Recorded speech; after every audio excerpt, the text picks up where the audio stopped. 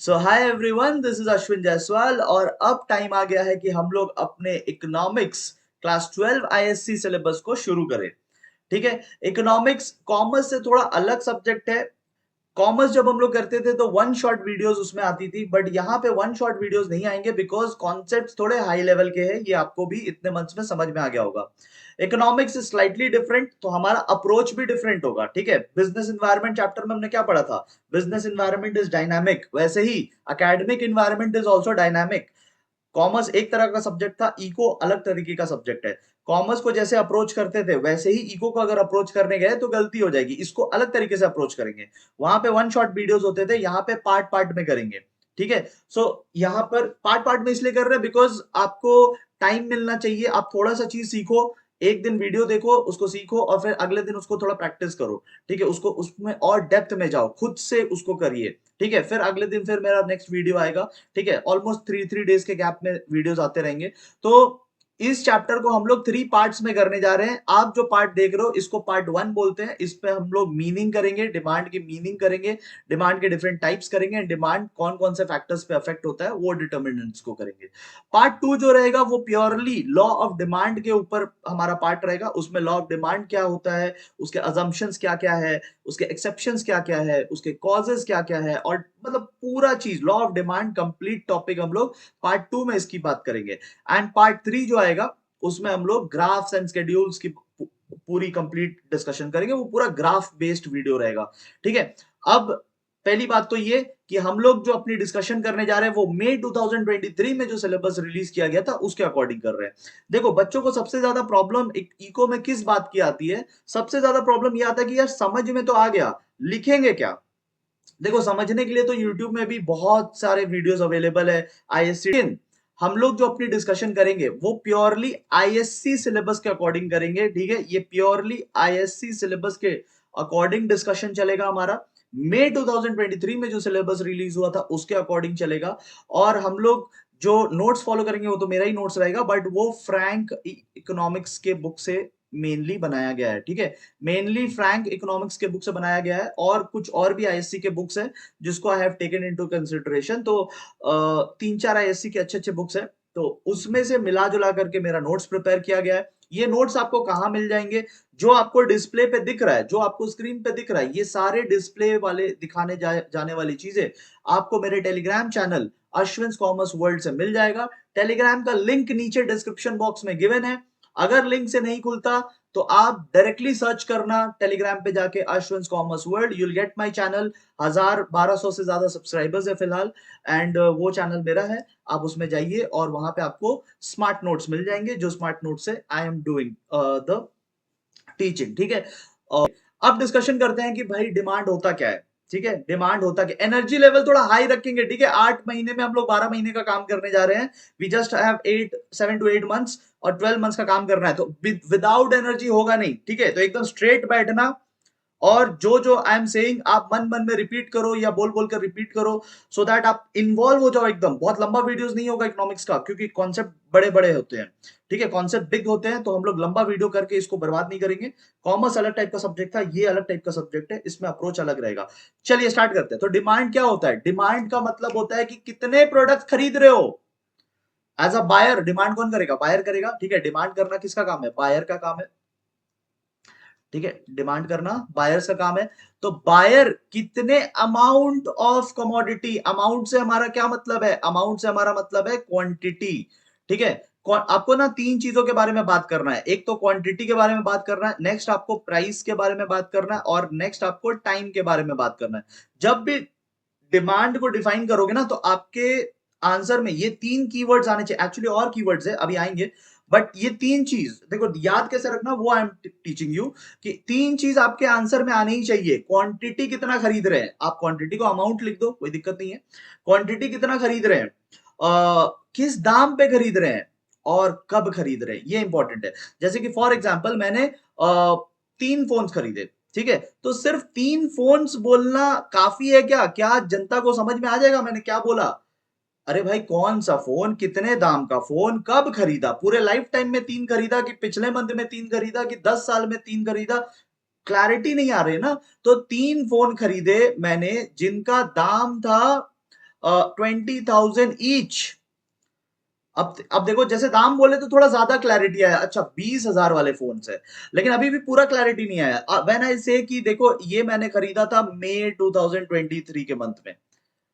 अब क्या है ना, अब जो बात है वो थोड़ा कंप्लीट नजर आ रहा है कि अच्छा, तीन फोन 20-20 हजार रुपए वाले मई मंथ में खरीदे गए, मतलब इतना मैंने डिमांड किया। मैंने कितने का डिमांड किया? मैंने 60,000 का डिमांड किया। 60,000, आई होप आपको समझ में आ रहा है कैसे। 20,000 का तीन फोन खरीदा मई मंथ में, तो मई मंथ में 60,000 का डिमांड हुआ। Now things are more clear. सिर्फ तीन फोन बोलने से क्या होगा? ठीक है, सो आपको क्वांटिटी भी बताना है, और जब बताओगे तो प्राइस एंड टाइम को मेंशन करेंगे साथ में। ओके, क्वांटिटी खरीदने का कंज्यूमर को क्या होता है? डिजायर होता है। ठीक है, तो क्वांटिटी जब भी बोलेंगे, when we are talking about quantity, so we have to add few more things to quantity. क्या? वो होता है डिजायर। ठीक है, क्वांटिटी खरीदने की जो डिजायर है, जो इच्छा है, जो विलिंगनेस है, उसको डिमांड बोलते हैं। ठीक है, क्वांटिटी खरीदने का जो कस्टमर को, बायर को डिजायर है, विलिंगनेस है, इच्छा है, और किस दाम पे वो खरीद रहा है, किस टाइम पे खरीद रहा है, उसको डिमांड बोलते हैं। Demand is the willingness, the desire to buy a particular quantity of any product at a particular price and at a particular point of time।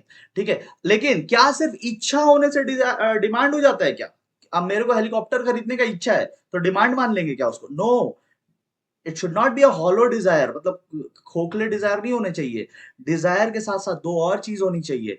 एक तो आपके पास एबिलिटीज होनी चाहिए उसको खरीदने की, मतलब यहाँ पे एबिलिटीज, एबिलिटीज का मतलब होता है कि आपके जेब में पैसा भी होना चाहिए, ताकत होनी चाहिए वो खरीदने की।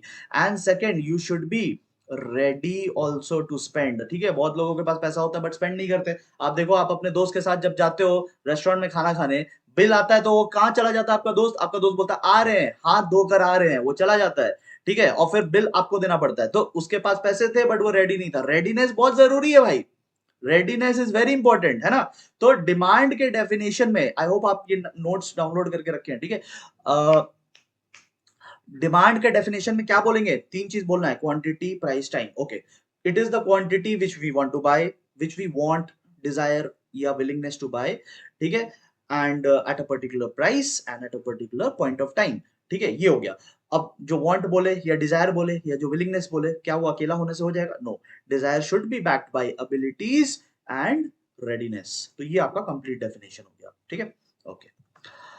अब हम लोग अलग अलग टाइप्स ऑफ डिमांड देखते हैं कि डिमांड कितने टाइप्स के हो सकते हैं। देखो, जब भी एक अकेला, ठीक है, एक अकेला कंज्यूमर डिमांड कर रहा है, जब भी एक अकेला कंज्यूमर, ठीक है, अपना विलिंगनेस शो कर रहा है to buy the product at different prices at any time. ठीक है, जब भी क्वांटिटी खरीदने की इच्छा एक पर्टिकुलर प्राइस और एक पर्टिकुलर टाइम पे एक कंज्यूमर को हो रहा है, मतलब if I am talking about just myself कि I want to buy a new motorcycle. ठीक है, मेरे को एक नया मोटरसाइकिल चाहिए, एक नया मोटरसाइकिल चाहिए, तो मेरा जो डिमांड है ना उसको इंडिविजुअल डिमांड बोला जाएगा। I want to buy one motorcycle, एक बाइक चाहिए मेरे को, तो that's individual demand when we are talking about one individual consumer. लेकिन मार्केट में और भी लोग हैं, ठीक है, ये भी है, ये भी है, ये भी है, अकेला थोड़ी ना है वो, और भी लोग हैं मार्केट में। तो अगर सारे लोगों का उस प्रोडक्ट का डिमांड मिला दे, ठीक है, अभी मान लो ये जो मोहतरमा है इनको दो बाइक्स चाहिए, ये भाई साहब को एक बाइक चाहिए, ये छोटू को भी एक बाइक चाहिए। ठीक है, मान लो ये छोटू 18+ है, ठीक है, हाइट में छोटू है बट एज में 18+ है। तो तो क्या हो रहा है, अभी चार बाइक्स के डिमांड आ रहे हैं ना, मार्केट, इसको बोलेंगे मार्केट डिमांड। मार्केट डिमांड में we add all the demands, सारे कंज्यूमर के डिमांड्स को, उस प्रोडक्ट के सारे कंज्यूमर के डिमांड्स को ऐड कर देते हैं। तो पहले केस में भाई साहब को एक बाइक चाहिए थी, वो इंडिविजुअल डिमांड था। सेकंड केस में ये जो सारे लोगों का डिमांड हम लोग मिला दिए, तो 4 बाइक्स के डिमांड आ गए, दैट इज मार्केट डिमांड, कि उस प्रोडक्ट के लिए पूरा मार्केट कितना विलिंगनेस दिखा रहा है बाई करने का। ठीक है, at different price and at different point of time. ठीक है, समझ गए? तो individual demand is demand of one consumer, market demand is demand of all the consumers. ठीक है, ओके, यस। अगला आता है, अच्छा देखो ये ना, बहुत लोग इसको एंट बोलते हैं और बहुत लोग इसको एंटी बोलते हैं। I like to call it ante. बस आप आंटी मत बोल देना, ठीक है, एक्स आंटी सुनने में अच्छा नहीं लगेगा। ठीक है, और आपका टेस्ट में मतलब आपके टीचर हंसेंगे फिर आपके पेपर पढ़ के, ठीक है। तो I know there are certain teachers जो इसको एक्स एंट बोलते हैं, ठीक है। कुछ टीचर्स इसको एक्स एंट डिमांड बोलते हैं, कुछ इसको एक्स एंटी भी बोलते हैं। आई आई से एक्स एंटी, ठीक है। बस आंटी नहीं बोलना है, इतना ध्यान रखना, ठीक है। Okay, x anti demand and ex post demand, क्या डिफरेंस है? एक्स एंटी डिमांड है कि आपको विलिंगनेस कितना है बाई करने का, और एक्स पोस्ट डिमांड है कि आप एक्चुअली में कितना बाई करने जाते हैं, ठीक है। तो आप सोचो, जो लोग मार्केट जाते हैं खरीदने के लिए, ठीक है, कुछ खरीदने के लिए जाते हैं और सोच के जाते हैं कि मेरे को 2 जोड़े कपड़े लेने हैं, ठीक है। 2 जोड़े कपड़े लेने हैं, वो आप सोच कर गए, तो वो जो 2 जोड़े कपड़े हैं आपके, वो एक्स एंटी डिमांड है। बट आपका शॉपिंग मॉल में जाके मन ललच के आप देख रहे हो, यार कितने अच्छे अच्छे ब्रांड्स के कपड़े आए हैं, कितने अच्छे अच्छे मॉडर्न डिजाइन के कपड़े आए हैं, और आप जब घर आते हो तो 10 जोड़े कपड़े खरीद के आते हो, 10 10, आप 10 जोड़ी कपड़े खरीद के आते हैं। तो ये हो गया एक्सपोस्ट डिमांड। सोच के गए थे 2, खरीद के आए हैं 10, तो ये हो गया एक्स पोस्ट डिमांड। आपका एक्स पोस्ट डिमांड 2 भी हो ही सकता था, ऐसा कुछ नहीं है कि अलग ही होना है। It can be same and it can be less also, मतलब जरूरी नहीं कि ज्यादा ही होना है, ठीक है। वो ये ऐसा भी हो सकता है कि जैसे आपने सोचा था 2, बट आप 10 खरीद के आ गए, ठीक है, मतलब आप ज्यादा खरीद के आ गए, दिस इज ऑल्सो पॉसिबल। आपने सोचा था 2 और आपने 2 ही खरीदा, दिस इज ऑल्सो पॉसिबल, ठीक है। और आपने सोचा था 2 और आपने 1 ही खरीदा, ठीक है, सो कम खरीदा, दिस इज ऑल्सो पॉसिबल। मतलब everything is possible. X post मतलब एक्चुअली में कितना खरीदा, हो सकता है एक्चुअली में उतना ही खरीदा जितना सोचा, हो सकता है एक्चुअली में कम खरीदा जितना सोचा, और ये भी हो सकता है कि हमने ज्यादा खरीदा, ठीक है। तो they may be different, they may be same. ऐसा कोई बात नहीं है कि ज्यादा ही होना चाहिए या कम ही होना चाहिए, बराबर भी हो सकते हैं, अलग अलग भी हो सकते हैं। तो ex ante is actually what you are preparing to buy, what you are willing to buy, what you have desire for buying, and ex post is what you actually buy, ठीक है। ओके, उसके बाद 3 बड़े बड़े अच्छे अच्छे अच्छे definition आते हैं यहाँ पे। पहला बात आता है ज्वाइंट डिमांड। जब 2 प्रोडक्ट जैसे कार एंड पेट्रोल है, क्या हो गया, ठीक है, जैसे कार एंड पेट्रोल है, ठीक है। तो कार एंड पेट्रोल ऐसे गुड्स है जो कि सेम एक साथ यूज होते हैं, सेम टाइम में यूज होते हैं, ठीक है। Car and petrol same time में यूज होते हैं। तो जब भी 2 गुड्स टुगेदर यूज होते हैं ना, जैसे टूथब्रश एंड टूथपेस्ट, तो इन सबको हम लोग बोलते हैं जॉइंट डिमांड, ठीक है। जब कोई चीज एक साथ यूज की जाती है, ठीक है, जैसे पेन एंड पेपर हो गया, पेन एंड इंक हो गया, जब चीजों को एक साथ यूज करते हैं ना, तो उसको हम लोग बोलते हैं जॉइंट डिमांड, ठीक है। The demand for those goods which will be use together is called joint demand. I hope आपको ये क्लियर है, बहुत सिंपल सा मतलब है, ठीक है। फिर आता है डिराइव डिमांड। डिराइव डिमांड देखो, एक चीज होता है ना, एक चीज होता है जिसको हम लोग बोलते हैं डायरेक्ट डिमांड, ये आप भी कहीं पे साइड में लिख के रखना। एक एक होता है डायरेक्ट डिमांड, ठीक है, डायरेक्ट डिमांड, और एक होता है डिराइव डिमांड। तो डायरेक्ट डिमांड क्या होता है, सुनना एक बार। डायरेक्ट डिमांड इज व्हेन, एक सेकेंड, डायरेक्ट डिमांड इज जब गुड्स को उसी के यूज के लिए हम लोग डिमांड कर रहे हैं। फॉर एग्जाम्पल, मेरे को कोल्ड ड्रिंक्स पीने का मन हुआ, तो I went to a shop and I bought cold drinks. तो मैंने कौन सा डिमांड किया, मैंने डायरेक्ट डिमांड किया। आई bought cold drinks and I had it, ठीक है। तो मैंने कोल्ड ड्रिंक्स खरीदा और कोल्ड ड्रिंक्स पी लिया। तो कोल्ड ड्रिंक्स का डिमांड को आप क्या बोलोगे, डायरेक्ट डिमांड था। I went for that product and I use that product itself, ठीक है। बट डिराइव डिमांड क्या होता है ना, डिराइव डिमांड होता है जब आप किसी प्रोडक्ट को डिमांड कर रहे हो किसी और चीज में लगाने के लिए। फॉर एग्जाम्पल वुड, वुड को आप डिमांड कर रहे हैं फर्नीचर में लगाने के लिए, ठीक है। यहां पे एग्जांपल दिया हुआ है, सीमेंट का डिमांड हो रहा है हाउस बनाने के लिए। सो व्हेन एक प्रोडक्ट का डिमांड होता है जब वो किसी और मेन प्रोडक्ट में जाके जुड़ जाए, उसके लिए डिमांड होता है, तो पहले वाले प्रोडक्ट का डिमांड को डिराइव डिमांड बोलते हैं। फॉर एग्जांपल, सीमेंट का डिमांड डिराइव डिमांड है, क्योंकि सीमेंट का अपना कोई काम नहीं है, वो जाके घर में लग जाएगा। घर का जरूरत है हमें, हमें सीमेंट की जरूरत नहीं, हमें घर की जरूरत है। घर बनाने के लिए सीमेंट चाहिए, हमें वुड की जरूरत नहीं, हमें फर्नीचर की जरूरत है। फर्नीचर बनाने के लिए वुड चाहिए, ठीक है। तो वुड का डिमांड, सीमेंट का डिमांड, ये सब इनडायरेक्ट या फिर डिराइव डिमांड होता है। और डायरेक्ट डिमांड होता है जब हम लोग सीधे प्रोडक्ट को खरीदते हैं, जैसे कोल्ड ड्रिंक्स खरीद लिया, चॉकलेट खरीद लिया, सीधे कंज्यूम कर लिया, उसको कोई और चीज में लगा नहीं रहे हैं, ठीक है। बट आपने चॉकलेट खरीदा, उसको आप चॉकलेट केक में डालोगे, तो फिर वो चॉकलेट डिराइव डिमांड हो जाता है। देखो, अगर प्रोडक्ट जाके किसी और में मिक्स हो जाए ना, तो फिर वो डिराइव डिमांड था। If the product goes and mix up and become something else, तो फिर वो डिराइव डिमांड था। बट अगर प्रोडक्ट इंडिविजुअली यूज करना है, उसी को यूज करना है, तो फिर वो डायरेक्ट डिमांड है। आई होप आपको क्लियर हो गया होगा ये बात। नेक्स्ट आता है कॉम्पोजिट डिमांड। जब कोई प्रोडक्ट अपने मल्टीपल यूज के चलते डिमांड में आता है, जैसे electricity, we are using electricity for lighting, we are using electricity for cooling, we are using electricity for washing machine के लिए भी यूज कर रहे हैं, we are using electricity for television, मतलब एंटरटेनमेंट के लिए यूज कर रहे हैं, we are using electricity for cooking, पागल खाने में शॉक देने का भी काम आता है। तो इलेक्ट्रिसिटी के बहुत सारे यूज है। तो जब कोई प्रोडक्ट इसलिए डिमांड किया जा रहा है क्योंकि उनके बहुत सारे यूज है।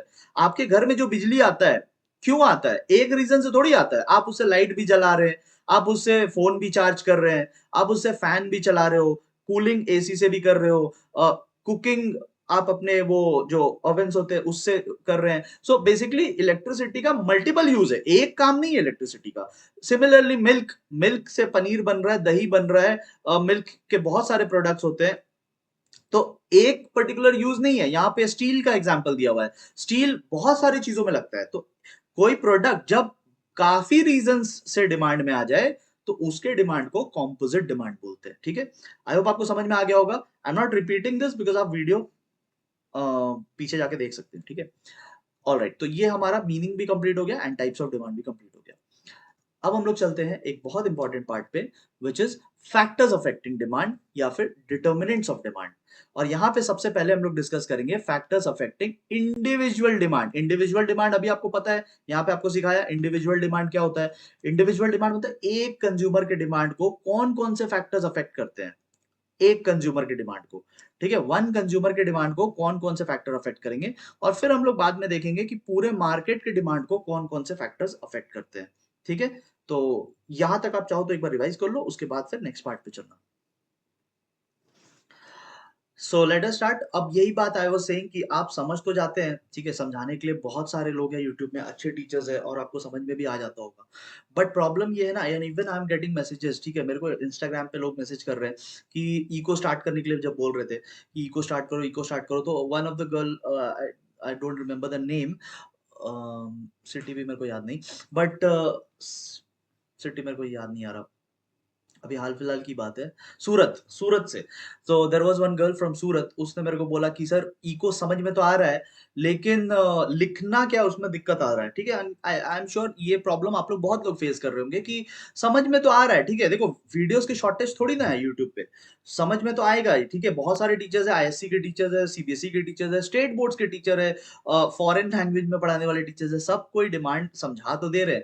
बट अपने को एग्जाम में जाके लिखना होगा ना, तो लिखना क्या है वो एक बहुत बड़ा चैलेंज होता है। ठीक है, सो लिखना ये है। अब देखो, ये आपको हो सकता है देख के कम लगे बिकॉज ये टाइप्ड है, बट आप जब हैंड राइटिंग में लिखोगे ना, तो ये बड़ा हो जाता है फिर। ठीक है, व्हेन आप हाथ से लिखोगे तो ये बड़ा हो जाता है। ठीक है, और एक एक पॉइंट का इकोनॉमिक्स में 1.5 मार्क्स होता है, मतलब इको के पेपर में अगर आप एक पॉइंट लिखते हो ना, when you right one point, तो इसके लिए आपको 1.5 मार्क्स जनरली दिया जाता है। यानी अगर 6 मार्क्स का क्वेश्चन है तो आपने 4 पॉइंट्स लिखना है, 4 पॉइंट्स लिखोगे तो आपको 6 मार्क्स मिलेंगे। ठीक है, 2 पॉइंट्स लिखोगे तो आपको 3 मार्क्स मिलेंगे। आई होप आपको समझ में आ रहा है कि what I am trying to say. ठीक है, तो आपको लिखना ये सब है। So I am going to explain to you, explain, I am also going to provide you कि आपको लिखना क्या है, सो दैट आपको कंप्लीट एक सॉल्यूशन मिले कि हाँ भाई ऐसा ये करके आना है। ठीक है, तो इसीलिए ये नोट्स आपको टेलीग्राम से डाउनलोड करना होगा। ठीक है, अच्छा, सिंस आई मेंशन इंस्टाग्राम, तो मेरा इंस्टाग्राम की लिंक भी नीचे गिवन है। ठीक है, आप मेरे से कोई भी बात करना हो तो वहां पे आप मेरे को कर सकते हैं। ठीक है, व्हाट्सएप में I get too many messages, खोलने का भी टाइम नहीं मिलता, बहुत लोगों का पेंडिंग पड़ा हुआ है। बट इंस्टाग्राम में आप मेरे से डेफिनेटली कनेक्ट कर सकते हैं। इंस्टाग्राम का मेरा लिंक नीचे डिस्क्रिप्शन बॉक्स में है, मेरा भी है और मेरे इंस्टीट्यूट का भी है, दोनों हैंडल्स मैं ही चलाता हूँ, तो आप कहीं पे भी मेरे को वहां पे मैसेज कर सकते हैं। ठीक है, सो चलिए हम लोग आगे बढ़ाते हैं अपनी जर्नी। सबसे पहला पॉइंट जो हम लोग डिस्कस करने जा रहे हैं, वेरी इंपॉर्टेंट, वो है प्राइस का पॉइंट। ठीक है, आपको इसका इंपॉर्टेंस यहां पे समझ नहीं आएगा, जब हम लोग लॉ ऑफ डिमांड करेंगे ना सेकंड पार्ट में, सेकंड पार्ट में इसका इंपॉर्टेंस ज्यादा समझ में आएगा। अभी आप बस इतना सोच के रखो कि प्राइस और डिमांड का जो है ना 36 का आंकड़ा है, मतलब इनवर्स रिलेशन है। दुश्मन है दोनों। अगर किसी चीज का we are discussing individual demand के फैक्टर्स, ठीक है, मतलब ये जो फैक्टर्स है ना, ये एक कंज्यूमर को इफेक्ट करने वाले हैं।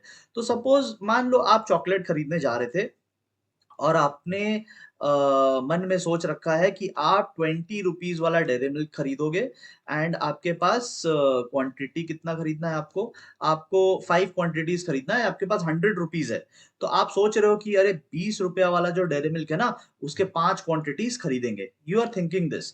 बट जब आप शॉप पे पहुंचते हो तो शॉप वाला आपको एक शॉकिंग न्यूज देता है और वो बोलता है कि भाई आज से डेयरी मिल्क की प्राइसेस बढ़ गए हैं। आज से डेयरी मिल्क की जो प्राइसेस है वो 25 रुपीज हो गए हैं, 20 रुपए से बढ़ा करके 25 रुपए कर दिए गए हैं।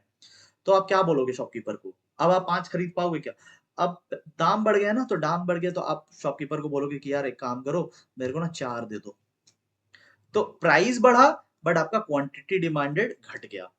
तो दोनों में ना इनवर्स रिलेशन होता है, एक बढ़ता है तो दूसरा घट जाता है। ठीक है, बहुत सिंपल सा पॉइंट है, इसको ज्यादा ड्रैग करके हम लोग टाइम वेस्ट नहीं करेंगे। ठीक है, नेक्स्ट आते हैं इनकम ऑफ द कंज्यूमर। अब इनकम ऑफ द कंज्यूमर जब डिस्कस कर रहे हैं ना, तो इसमें let us first discuss inferior goods. सबसे पहले हम लोग इंफीरियर गुड्स को डिस्कशन कर लेते हैं ना। What are inferior goods? Inferior goods वो होते हैं जो आप मजबूरी में, गरीबी के कारण खरीद रहे हो। Poor quality goods, poor standard goods, लो प्राइस गुड्स।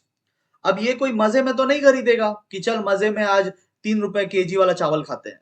ये तो कोई गरीबी में खरीदेगा ना, मतलब आप समझ सकते होंगे, people consume these type of things because they are poor, है ना। तो इंफीरियर गुड्स वो गुड्स हो गए जो कि लोग मजबूरी में, गरीबी में खरीद रहे हैं।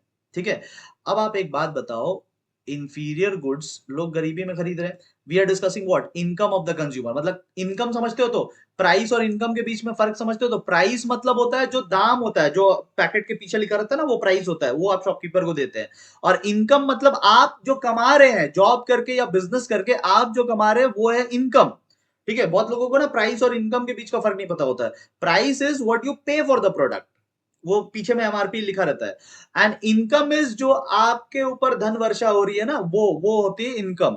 ठीक है, तो इंफीरियर गुड्स के केस में आप एक चीज सोचिए, इनकम एंड क्वांटिटी। ठीक है, दो चीज सोचो, income and how will income of the consumer affect the demand, quantity demanded. ठीक है, तो आप देखो, अगर आपका इनकम बढ़ जाए, सपोज वो गरीब इंसान जो इंफीरियर गुड्स खरीद रहा था, उस गरीब इंसान पे किस्मत मेहरबान हो जाए और उसकी लॉटरी की टिकट, उसका सारा नंबर मैच हो जाए, ठीक है, और वो एक ही दिन के अंदर मालामाल हो जाए, तो उसकी इनकम तो बढ़ जाएगी। अब आप बताओ मेरे को, क्या इनकम बढ़ने के बाद भी वो इंसान ज्यादा क्वांटिटी खरीदेगा? अब क्यों खरीदेगा इंफीरियर गुड्स का? अब तो वो इंफीरियर गुड्स को देखेगा भी नहीं। इंफीरियर गुड्स की डिमांड घट जाएगी, अब तो वो उसकी तरफ देखेगा भी नहीं। अब वो बड़ा आदमी बन जाएगा, हेरा फेरी के राजू के जैसा। अब वो बड़ा इंसान बन जाएगा, अब वो थोड़ी ना ये सब खरीदेगा।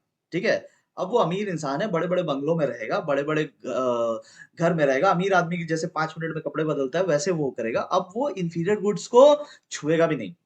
ठीक है, बट आप लोग आईएससी वाले, ISC people pay attention, ISC वालों ध्यान दो, आपके बुक में क्या बोला गया है। ठीक है, हम आपको ग्राफ के थ्रू इसको समझा देते हैं बिकॉज आपको ये ज्यादा समझ में आएगा। Let's say this is inferior goods का, मान लो कि आप पहले 10 यूनिट खरीद रहे थे। ठीक है, पहले आप 10 यूनिट्स खरीद रहे थे। यहाँ पे ग्राफ पे ध्यान दो, I am trying to show you through the help of graph. और उस वक्त आपकी इनकम कितनी थी? उस वक्त आपकी इनकम थी, मान लो आप 1000 रुपए कमाते थे पर मंथ। बहुत गरीब इंसान, बहुत गरीब इंसान, ठीक है, बेचारे गरीब इंसान 1000 रुपए कमा रहे पर मंथ, तो 10 क्वांटिटी खरीद रहे हैं, मतलब आपकी डिमांड समवेयर ओवर हियर है। ठीक है, हम लोग वाई एक्सिस में ना इनकम दिखा रहे हैं, we are showing income on the Y axis. ठीक है, फिर आपकी इनकम ना थोड़ी सी बढ़ जाती है। मान लो आप गरीब इंसान, थोड़ा सा आपका इनकम बढ़ जाता है, आप 2000 पे पहुंच जाते हो, लेट्स से 2000 पे। तो शुरुआत में क्या होगा ना, जब आपका इनकम थोड़ा सा बढ़ेगा तो आप इंफीरियर गुड्स का ही थोड़ा ज्यादा क्वांटिटी खरीदोगे, मतलब 20 यूनिट खरीदोगे। तो अभी कहाँ पहुंच गए आप? अभी आप यहाँ पहुंच गए। ठीक है, अभी आप यहाँ पहुंच गए। ठीक है, लेकिन अब क्या होता है ना, आपकी इनकम बढ़ती जाती है, बढ़ती जाती है, बढ़ती जाती है। ठीक है, और आप अचानक से महीने का 20,000 कमाने लग रहे हो। ठीक है, 20,000 कमाने लग रहे हो। कहाँ 2000 कमाते थे, 20,000 कमा रहे। अब तो ठीक ठाक कमा रहे हैं ना। अब क्यों इंफीरियर गुड्स? तो अब क्या होगा ना, जब आप 20,000 कमाने लगोगे ना, तो आपका इंफीरियर गुड्स का डिमांड एकदम कम हो जाएगा। अब आप 3 यूनिट खरीद रहे हो, थोड़ा बहुत मजबूरी अब बचा है, बाकी प्रॉब्लम सॉल्व है। तो अब 20,000 पे आप कितना खरीद रहे हैं? 20,000 पे यू आर बाइंग 3 यूनिट्स। तो आप पहले कहाँ थे? पहले आप पॉइंट ए पे थे, अब आप कहाँ हो? पॉइंट बी पे, और अब आप कहाँ पहुंच गए? पॉइंट सी पे। अगर हम इन सारे पॉइंट्स को ज्वाइन करवाए, if I join all these points, तो आप देखो हमारा ग्राफ कैसा जाएगा। पहले we were at point A, ठीक है, फिर पॉइंट ए से we went to point B, and फिर पॉइंट बी से हम लोग घूम गए और पॉइंट सी पे पहुंच गए। तो आप देखो यहाँ पे ये वाला जो ग्राफ है ना, ये आपके बुक में भी गिवन है, ये वाला जिसको I am circling right now, ये इंफीरियर गुड्स का ग्राफ है। तो ये पहले उठा, उसके बाद घूम गया। वही मैंने आपको यहाँ पे डेमोन्स्ट्रेट किया है कि ये पहले उठा उठा उठा, उसके बाद घूम गया। ठीक है, तो आपका बुक बोलता है ना, व्हाट योर बुक सेज कि जो ग्राफ है ना वो पहले थोड़ा सा बढ़ेगा, इनकम हल्का सा बढ़ा तो ग्राफ भी थोड़ा सा बढ़ेगा, बट इनकम बहुत ज्यादा बढ़ जाएगा ना तो फिर ग्राफ उल्टा घूम जाएगा, मतलब कंज्यूमर अब इंफीरियर गुड्स की तरफ देखेगा भी नहीं। ठीक है, okay. Next let us talk about normal goods. तो नॉर्मल गुड्स क्या है भाई? सभी गुड्स नॉर्मल गुड्स है, ठीक है, जो इंफीरियर नहीं है वो नॉर्मल गुड्स है। अब नॉर्मल गुड्स के केस में क्या होता है? नॉर्मल गुड्स के केस में अगर हमारा इनकम बढ़ेगा तो हम लोग क्वांटिटी भी बढ़ाएंगे। ठीक है, हमारी प्रमोशन हो रही है, हमारे बिजनेस में इनकम हो रहे हैं, हमारा न्यू जॉब लग रहा है, इनकम बढ़ रहा है, now we are demanding more. ठीक है, ज्यादा फोन खरीदेंगे, ज्यादा कपड़े खरीदेंगे, ज्यादा ब्यूटी प्रोडक्ट्स खरीदेंगे, ज्यादा इलेक्ट्रॉनिक्स खरीदेंगे, जो मन वो ज्यादा ज्यादा खरीदेंगे। क्यों? क्योंकि इनकम बढ़ रहा है। तो नॉर्मल गुड्स के केस में क्या होता है ना, हमारा ग्राफ एकदम बढ़ता ही जाता है। ठीक है, तो नॉर्मल गुड्स का ग्राफ बहुत सिंपल है। जैसे जैसे आपका इनकम बढ़ेगा वैसे वैसे आप क्वांटिटी भी बढ़ाते रहो, ये आपका ग्राफ ऐसे भागता जाएगा। ठीक है, जो आपको यहाँ पे दिया हुआ, ये आई होप आपकी बुक में भी दिया ही हुआ होगा। ठीक है, सो नॉर्मल गुड्स के केस में देयर इज डायरेक्ट रिलेशन। ये जो बगल में रिलेशंस लिखे हैं ना, ये आपको एमसीक्यू शॉर्ट क्वेश्चंस टैकल करने के लिए, मतलब I try to make it in a way कि आप long question, short questions, MCQ, fill in the blank सब कवर कर लो। ऐसा I try to make this notes. ठीक है, तो ये हो गया आपका नॉर्मल गुड्स का ग्राफ। ठीक है, इंफीरियर गुड्स का कैसा था? शुरू में बढ़ता था फिर घूम जाता था। ठीक है, दैट वाज इंफीरियर गुड्स का ग्राफ। ठीक है, ओके। एंड लास्ट आता है ये वाला, inexpensive necessities. Inexpensive necessities are those goods जो इनएक्सपेंसिव है, मतलब ज्यादा दाम के नहीं है, और लेकिन नेसेसिटीज है, मतलब लगभग हर घर में इनकी जरूरत होती है। एग्जाम्पल हो गया सॉल्ट, एग्जाम्पल हो गया मैच बॉक्स। देखो आपके घर में पूजा घर होगा, ठीक है, तो पूजा घर में आप रोज सुबह जाकर भगवान से प्रार्थना करते होंगे, वहां पे अगरबत्ती जलाते होंगे, उसके लिए आपको मैच बॉक्स लगता है। ठीक है, या बहुत सारे घर में चूल्हा जो जलता है वो माचिस से ही जलता है। तो बेसिकली मैच बॉक्स हर घर में होता ही है। ठीक है, कुछ लोग और भी कारण से मैच बॉक्स खरीदते हैं। तो अभी क्या है कि मैच बॉक्स सबके घर में है, कोई ना कोई कारण से है, बट मैच बॉक्स की दाम कितनी है? 1 रुपए 2 रुपए में आ जाता है, तो मतलब इनएक्सपेंसिव है, बट नेसेसिटी है, होगा सबके पास।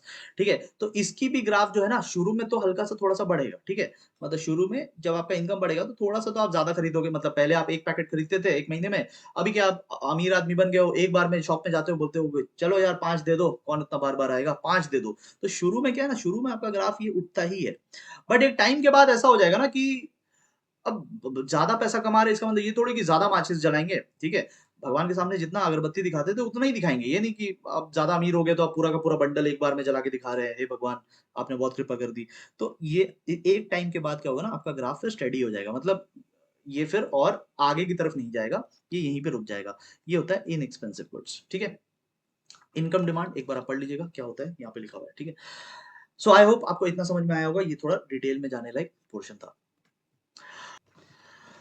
अभी हम लोग ये डिस्कस करते हैं कि इंफीरियर गुड्स के बारे में ना थोड़ा थोड़ा सा ज्यादा हम लोग ज्ञान लेते हैं। ठीक है, थोड़ा सा ज्यादा ज्ञान ले लेते हैं कि इंफीरियर गुड्स एक्चुअली में किसको बोलेंगे। देखो एक्चुअली में कोई गुड्स इंफीरियर गुड्स नहीं होता, वो हमारे ऊपर डिपेंड करता है कि हम लोग किसको इंफीरियर ट्रीट कर रहे हैं। देखो, if I am having something, if I am buying something because of poverty, because of मजबूरी, बिकॉज ऑफ नो ऑप्शंस, तो फिर उसको इंफीरियर गुड्स बोलेंगे। But if I am buying goods because I want it, ठीक है, want के वजह से बाई कर रहे हैं, तो फिर वो इंफीरियर नहीं हुआ। देखो मेरा मजबूरी अगर नहीं है ना तो फिर वो इंफीरियर नहीं है। जैसे कि फॉर एग्जांपल अमीर इंसान जब ब्रेड खाता है ना सैंडविच बना के, तो वो इंफीरियर गुड्स नहीं है, वो नॉर्मल गुड्स है। अमीर इंसान ब्रेड खाए तो वो नॉर्मल गुड्स है। लेकिन बेचारा गरीब इंसान, देखो बेचारा ब्लैक एंड व्हाइट में गरीब इंसान, अगर गरीब इंसान ब्रेड खाता है ना, ठीक है, तो लोग बोलते हैं कि अरे ब्रेड तो इंफीरियर गुड्स है। क्यों? क्योंकि गरीब इंसान जब खा रहा है ना तो वो मजबूरी में खा रहा है, भले ही ब्रेड सेम है, दोनों दोनों को ही ब्रेड खा रहे हैं, both people are having bread, लेकिन when rich people have it, they have it because they wish to have it, and गरीब इंसान क्यों खा रहा है? not because they wish to have it, because they have no other option. तो जब आप मजबूरी में खाते हो, जब आप या कुछ खरीदते हो, मजबूरी में खरीद रहे हैं, पॉवर्टी के चलते खरीद रहे हैं, due to lack of any options आप खरीद रहे हैं, तो फिर वो इंफीरियर गुड्स है। बट अगर आप मजे में खरीद रहे हो तो फिर वो इंफीरियर नहीं है, वो नॉर्मल गुड्स है। ये याद रखना, आपको केस स्टडी या कुछ ऐसा घुमा फिरा के क्वेश्चन बना के दे सकते हो। तो कॉन्सेप्ट अपना क्लियर रखिएगा। Eco is all about concept, that is why I am not making one shot video in eco. ठीक है, कॉमर्स में वन शॉट वीडियो था, बट इसमें वन शॉट वीडियो नहीं काम करता। ये अलग सब्जेक्ट है, इसको अलग तरीके से अप्रोच करना है। ठीक है, ओके। अब देखो हम लोग आते हैं, अभी भी इंडिविजुअल डिमांड डिस्कस करें। अब अगर हेडिंग पढ़ोगे तो इंडिविजुअल डिमांड ही डिस्कस करें, बट सेकंड पार्ट डिस्कस करें। सो सबसे पहला पॉइंट यहाँ पे आता है कंज्यूमर टेस्ट एंड प्रेफरेंस। मतलब कंज्यूमर क्या प्रेफर कर रहा है। अब आप एक चीज समझो, व्हाट डू कंज्यूमर प्रेफर। एक कंज्यूमर की प्रेफरेंस मतलब वो क्या खरीदना चाहता है, किस बात पे डिपेंड करता है। पहला बात इस पे डिपेंड करता है कि फैशन में क्या चल रहा है। देखो फैशन में जिस टाइप का आज लड़के जिस टाइप के जीन्स पहनते हैं, आज से 25 साल पहले वैसे पैंट्स पहनते थे क्या? नहीं। मतलब क्यों आज ऐसे डिमांड कर रहे हैं? क्योंकि आज आज जो है फैशन बदल गया। So we demand what is in the fashion. Second, we demand what is in our habit. ठीक है, तो जो हमारे हैबिट में है वो हम डिमांड करेंगे ही करेंगे। ठीक है। थर्ड आता है कि हमारे कस्टम्स में क्या है। ठीक है, तो जो हमारे रिलीजन में कस्टम्स का पार्ट है, जैसे जो पंजाबी लोग होते हैं, सिख लोग होते हैं, वो पगड़ी पहनते हैं। ठीक है, तो वो उनके कस्टम्स का पार्ट है। ठीक है, सो वो डिमांड करेंगे ही। They will demand it because it is in their religion, it is in their custom. तो हमारे कस्टम्स पे भी हर हर रिलीजन में हर कस्टम से अपना अपना कुछ पहनावा होता है। तो लोग वो डिमांड करते हैं जो उनके रिलीजन में उनके कस्टम्स में। फिर क्लाइमेट के हिसाब से हम लोग डिमांड करते हैं। आज हम लोग जैकेट्स डिमांड नहीं कर रहे हैं, बट दिसंबर में वी विल डिमांड इट। तो समय समय की बात है, हमारा डिमांड इन सब चीजों पर डिपेंड करता है। तो our demand, our preference depends on these things.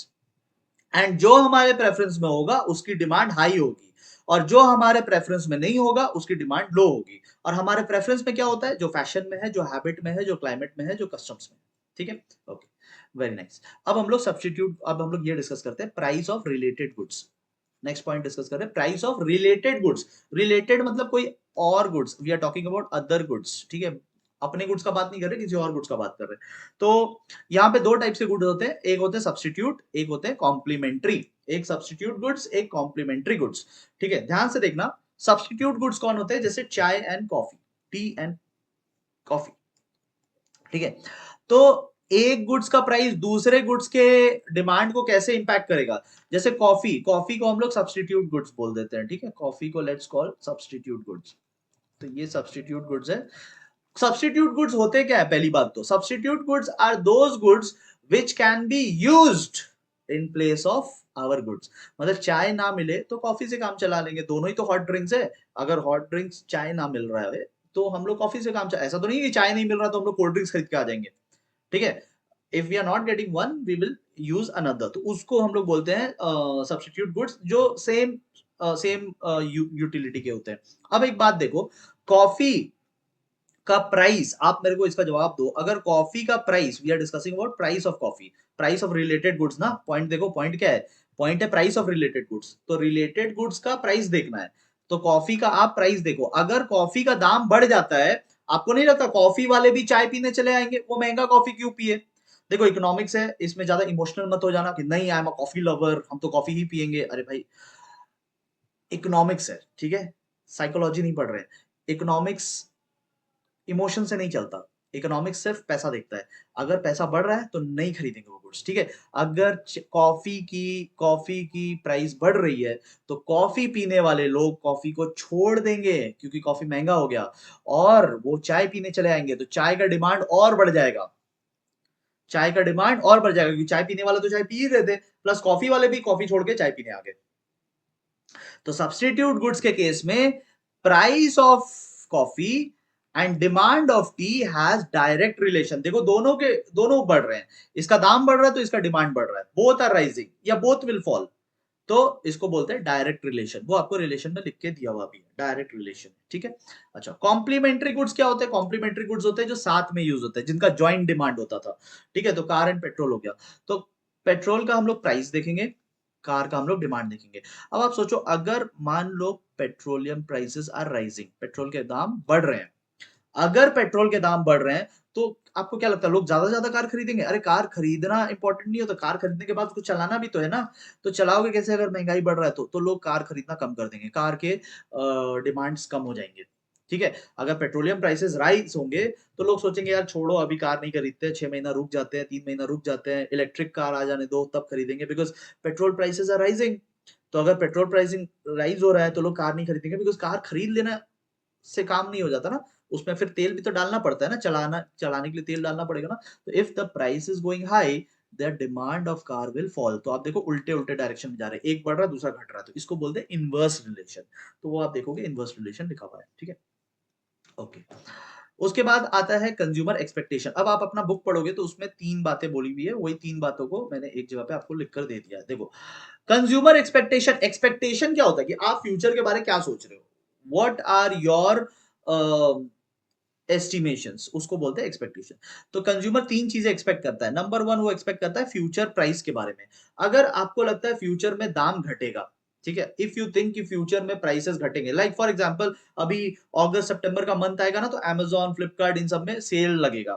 तो जब सेल लगता है, या अक्टूबर के महीने में दिवाली के टाइम में सेल लगता है, नवंबर में, तो आप क्या सोचोगे, सपोज आपको एक नया फोन चाहिए, तो आपको लगेगा कि अरे यार नवंबर में ना सेल लगेगा, नवंबर में प्राइसेस घटेंगे, तो why not bye in November.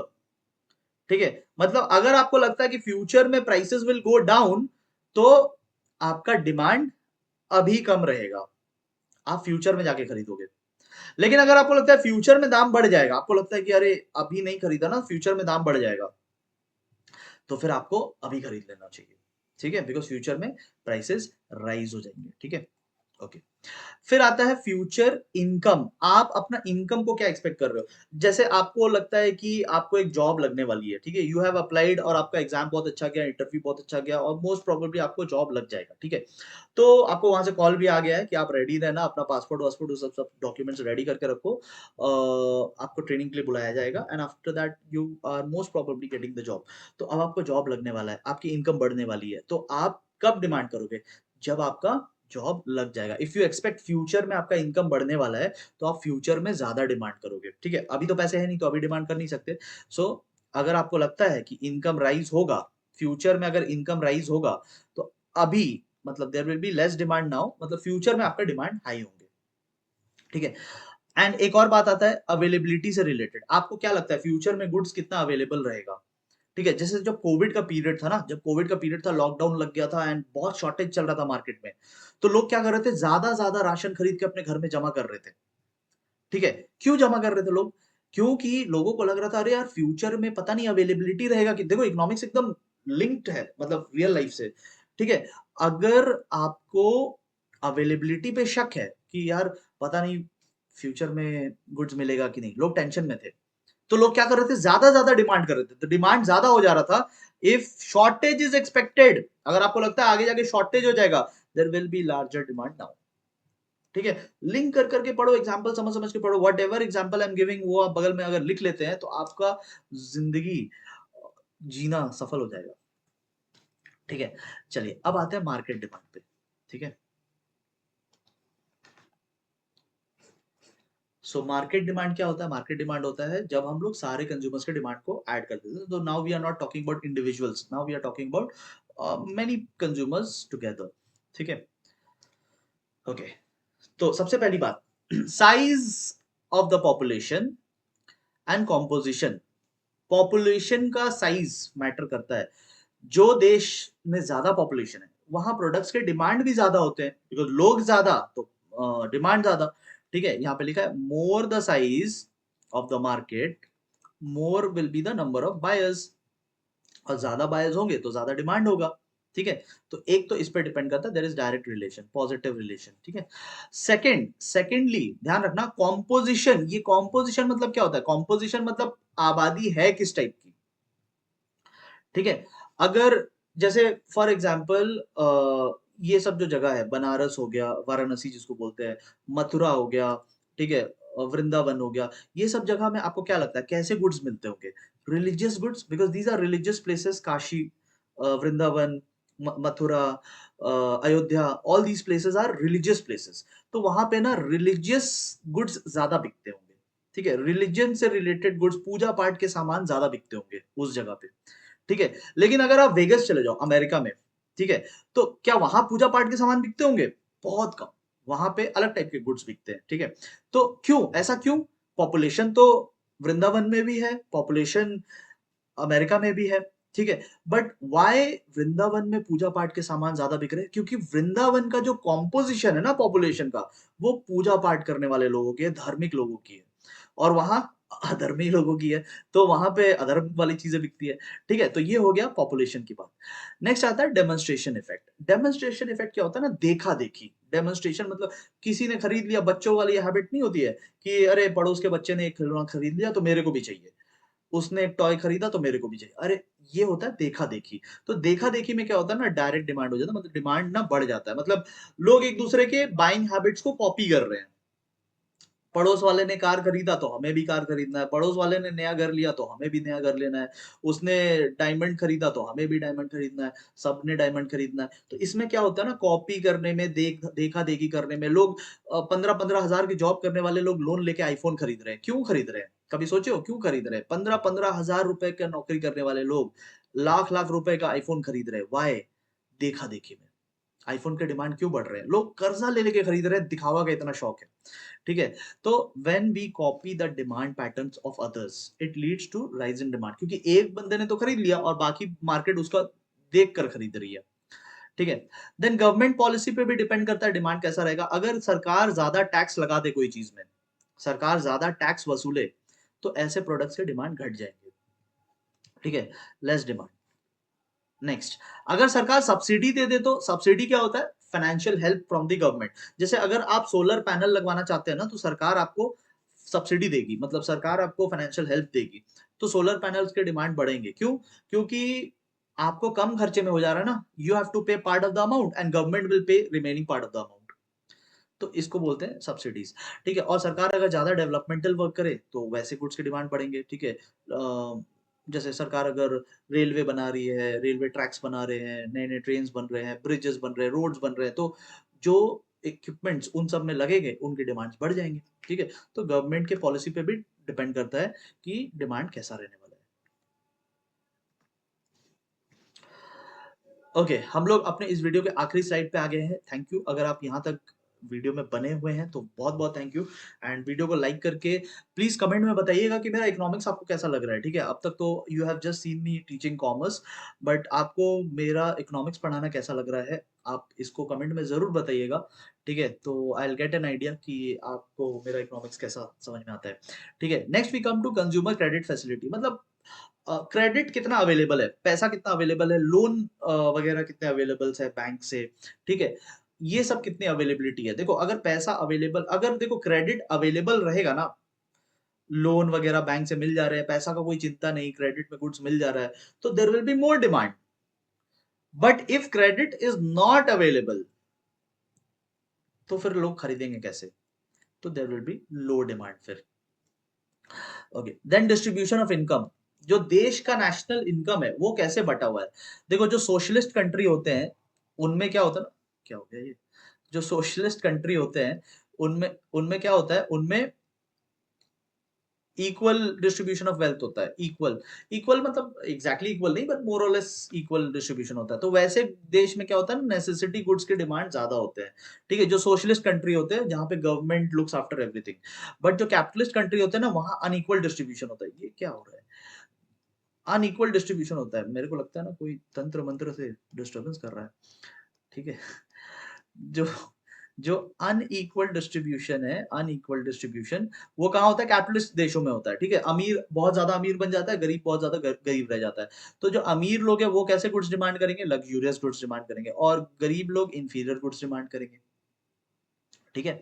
Okay, और लास्ट फैक्टर पे हम लोग आते हैं, क्लाइमेटिक फैक्टर। देखो भाई, जैसा क्लाइमेट होगा वैसा डिमांड होगा।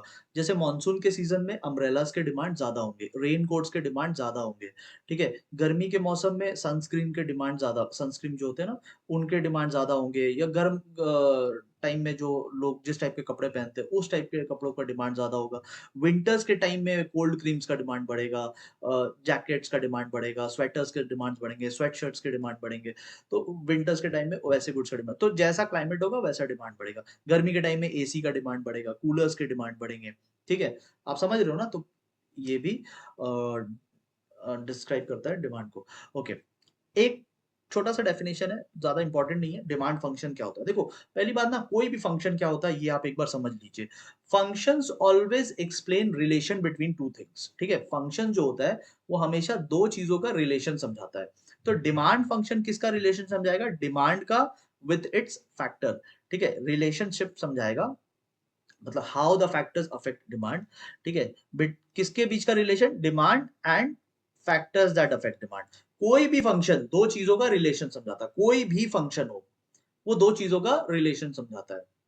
तो डिमांड फंक्शन डिमांड का रिलेशन समझाएगा। तो डिमांड को हम लोग जैसे डी से दिखा देते हैं, demand will be function of different different thing, जैसे प्राइस। ठीक है, price of substitute goods, price of complementary goods, income of the consumer. ठीक है, इनकम को वाई से भी दिखा सकते हैं। Then consumers taste and preference. ठीक है, taste and preference of the consumer. तो basically what I am trying to say कि फैक्टर्स ऑफ डिमांड डिमांड को अफेक्ट करते हैं, इसको डिमांड फंक्शन बोलते हैं। Demand function explains the relation between demand and its factors. ठीक है, आप इसमें और भी चीजें ऐड कर सकते थे, क्लाइमेटिक फैक्टर, बहुत सारी चीजें। ठीक है, तो बेसिकली ये हुआ डिमांड फंक्शन का बात। This is the end of part one. 2-3 दिन बाद मिलते हैं पार्ट टू के साथ। तब तक आपको ये पार्ट कवर करके रखना है एंड नोट्स टेलीग्राम से पढ़ के रखना है। एंड वीडियो को लाइक कर दीजिएगा, थोड़ा अपने दोस्तों के साथ शेयर कर दीजिएगा। एंड जरूर कमेंट में बताना कि आपको मेरा इकोनॉमिक्स कैसा लग रहा है। ठीक है, थैंक यू सो मच।